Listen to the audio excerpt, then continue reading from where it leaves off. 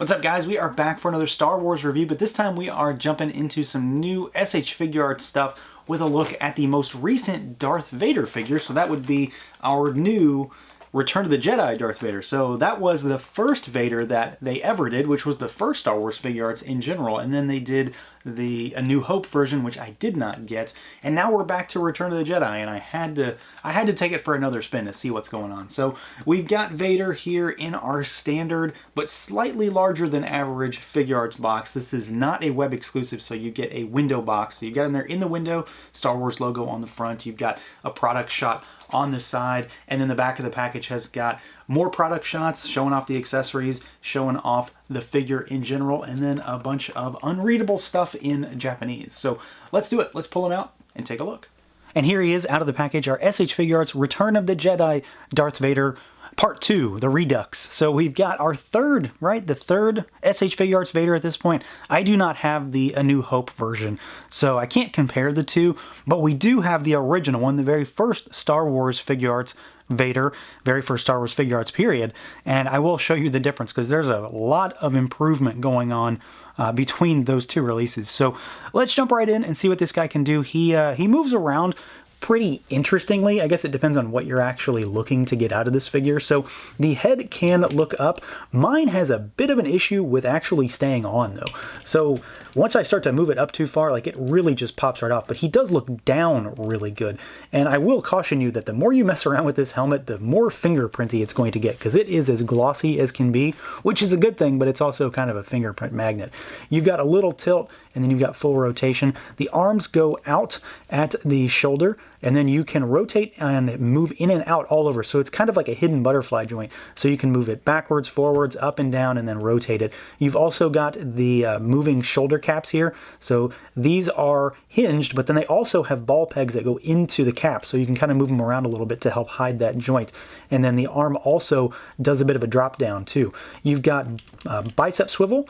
You've got your double jointed elbows here, and then you've got nothing at the wrist, or his forearm rather, but you've got your ball hinges at the wrist, so pretty standard stuff. So you've got your up and down, left and right, and then full rotation. You've also got at the waist here, you've got backwards, forwards. He's got pretty good bobble side to side, and then you've got rotation at the diaphragm there. He does not actually have any kind of waist twist. It's all at this diaphragm joint, which looks kind of weird because of how it's cut in, but once you have the cape around him, it kind of hides that. Where he has some issues is really in the legs, and it's mostly just because he's got the traffic cone thing, which is not uncommon when it comes to these, but it definitely doesn't help the figure. So he can go up and out, but this piece wants to go straight down, so it's going to be pushing on the leg. So he goes out, and then of course he does go to the side, but it's just going to get in the way anyway. You can rotate up at that thigh. You've got your Figuarts kind of weird looking knee joint actually here, but again, it's another instance where this thing really gets in the way. It does have a cut in the back here, so you can see his foot sticking through, maybe. He's of course just a black void right now.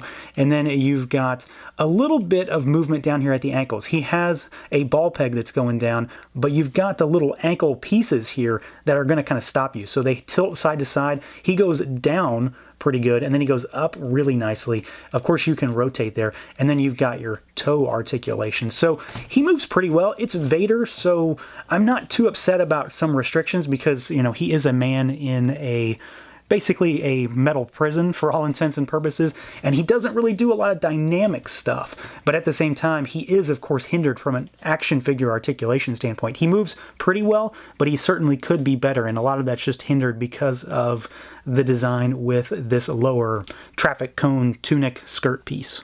Now, as far as the overall look and feel of this figure, that's where the majority of my interests lie, and it's mostly in comparison to that original figure we got, what, 5 years ago, whatever that was, and there is a lot of difference here, a lot of quality difference, a lot of just likeness changes that make him look much more like the movie. And I think we got a pretty solid figure here.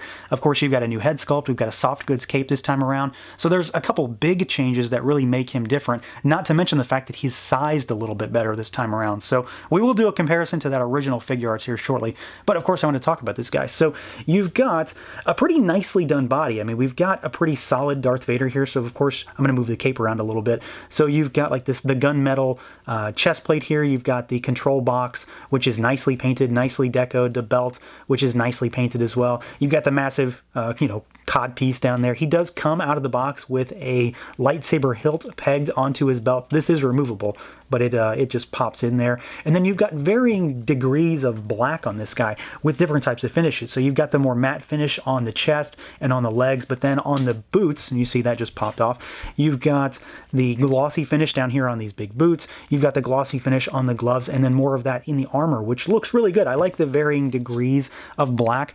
I know that in some fashions it's probably difficult to even make this guy out, depending on how you're looking at him, because the light picks him up really, really well, but he becomes kind of a void if you've got really bright stuff shining on him. But I do think that the sculpt is really nicely done. I like the way this figure looks. I think the sizing is pretty good, especially for this line. Obviously, it skews a little bit small just in the Figuarts world, but he's definitely more appropriate to the other figures and just to Vader in general. So I do like him. I think he looks pretty good. Again, we'll show you what's different between the other one, but they are different in terms of just the overall appearance and the overall feel, and I think we've got a much better figure here. Of course, I'm not huge on having to rebuy figures, but I could not pass this one up. This is the one that I wanted the most. I was really kind of torn on that New Hope Vader, and at the time I just didn't want to buy another one, but this guy came along and I knew I had to give it another try, because as much as I've enjoyed having that original Figuarts Vader on my shelf, there's no doubt about it that it definitely needs an upgrade, and I think this is absolutely in the right direction. There's no way to say otherwise. This is certainly an improvement and clearly the best thing that Bandai's done for Vader. The big thing on this figure that's tremendously different is that this guy has a soft goods cape, and the material is really nice. It's got kind of almost like a felty type of texture, but that's not the right word. It's really soft, basically, is how I'm going to describe it. And it is wired. And I will say right off the bat that I don't have a great deal of experience with wired capes. I can count them on one hand, the figures that have a wired cape, and I rarely buy, if ever, I'm not sure I've even bought one, a secondary market wired cape, because I have a hard time paying more than the figure cost just to get a piece of fabric. So that's not usually my thing. So I really don't have a lot of experience with them. And I do think that, however, this one is pretty nice. You of course have to work with it to make it sit correctly, because it's not attached anywhere. It just, I'm going to pop the head off here, it just sits over top of the body. So you can see that it just sits there and it's connected with the metal chain here. But it does hang pretty well, and it actually drapes the body nicely. I'm going to put the head back on, but it does drape Vader pretty well, and then you can have it flowing backwards. You just have to kind of give it a place to hang off of, because since it's not connected in any way, if you want to kind of have it billowing behind him, you might have to have his arm out or something like that to catch it. Now, that said, I do think that when you've got that in motion, kind of in play, that it does work really well. It hangs nicely. The sizing is good. The length of it's good. It doesn't really drape the floor, so it sits on him pretty well. And again, for someone who doesn't have a lot of experience with wired capes, because it's just kind of outside of my wheelhouse, I do think that it's pretty well implemented. I'm sure somebody's going to come along in the secondary market and blow this one away because this is factory stuff. But I do think out of the box, this is a pretty nice cape, and it works well. It's certainly better than the one that the older figure has. But where this figure really does it for me overall is the head sculpt, the helmet, and I think they've just done a really good job of making a really solid Vader. I do think that the finish in particular is incredibly nice, and I'm sure you can see based on the fact that I've got some crazy bright lights on this guy that he just lights up when you've got the right kind of lights on him, and I think he looks really solid. Of course, he is entirely black, so it might be hard to pick up on some of these details. You do have a little bit of silver at the quote-unquote nose, and then the little spikes that come out of the mouth, but I think the helmet is sized correctly. I think the sculpt is really good, and it definitely just beats that other Figuarts, the original ROTJ Vader, and that's ultimately, again, my goal with this one, is to have a better version of that Darth Vader on my shelf, and there's just a night and day difference, and when it comes down to it, that head is really what makes this one so much better. I think the finish is just fantastic, and the overall size, the overall sculpt, there's not really a lot of paint on it, but it's Darth Vader, so what are you going to do? And then for accessories, this Vader comes pretty well stocked. I think he's got basically everything you might expect him to have. So to start with, you've got a couple of interchangeable parts, and while I was swapping out the head, I actually realized that I missed something on the standard head sculpt. So as you can see, you've got the unhelmeted Vader, so you just pop the head off and pop this one on, and it gives you our gruesome eggheady style Vader with all of the scars and the cuts and the gouges, and then the bottom half of the mask, the actual mouth part. A lot of paint, a lot of detail in there. I think it looks really nice. I don't ever intend on ever using this on any display of mine. It's just not something that I would ever want on a shelf. But I think he looks good as far as just having the inclusion. And then you do have a swappable right forearm. And I gotta say, pulling this thing off is a bit of a trial because it is really in there.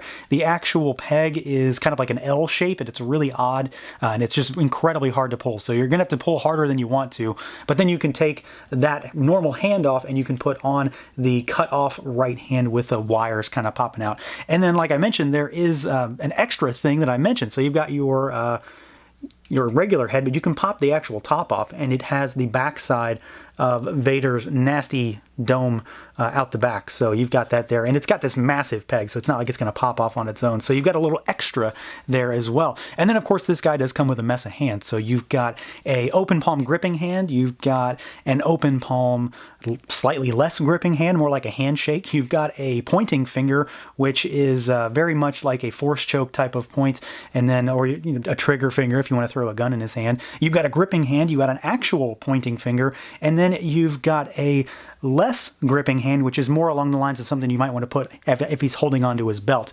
And then lastly, he has got, of course, I mean, he's got a lightsaber. So you've got your red blade here with the silver black hilt. This is removable as well, so it does pop out. Despite the fact that he comes with one on his belt, you can still pop that out. So you've got a head, you've got an arm, you've got 12 hands, because there is two of each of the ones that I just showed you, and then you've got a lightsaber. So he does have quite a bit of stuff. I'm not sure what much more else you really need when it comes to your Darth Vader collection.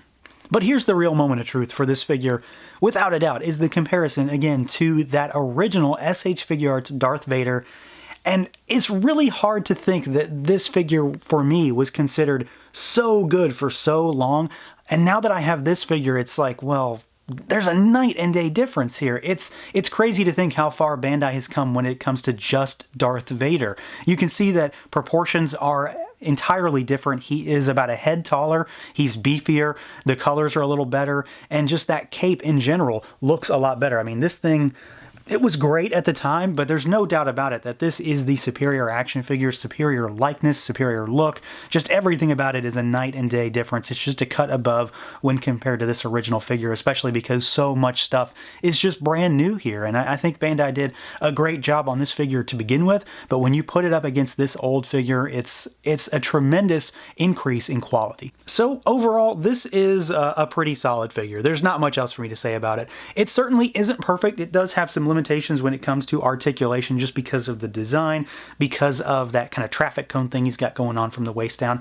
But otherwise, I do think he looks really solid. I think that the likeness, the sculpt, the general idea of Darth Vader here is much more perfectly translated than anything else we've gotten from Bandai so far. And again, I know I've said it 100 times now, but compared to that original figure, which is obviously the perfect comparison point, it's a night and day difference, and this is a great leap forward. I really don't think I need another Darth Vader from Bandai, at least not for a long time anyway. This definitely satisfies everything that I've needed from them, and I'm really happy with the finished product here. He comes with a bunch of accessories. You've got the unmasked head, you've got a broken hand, you've got pretty much everything you need to make a really solid Darth Vader figure in just about every fashion that you want. So that's going to do it for this look at the SH Figuarts Return of the Jedi Darth Vader. Let me know what you guys think. Feel free to like, comment, subscribe, and share, and until next time.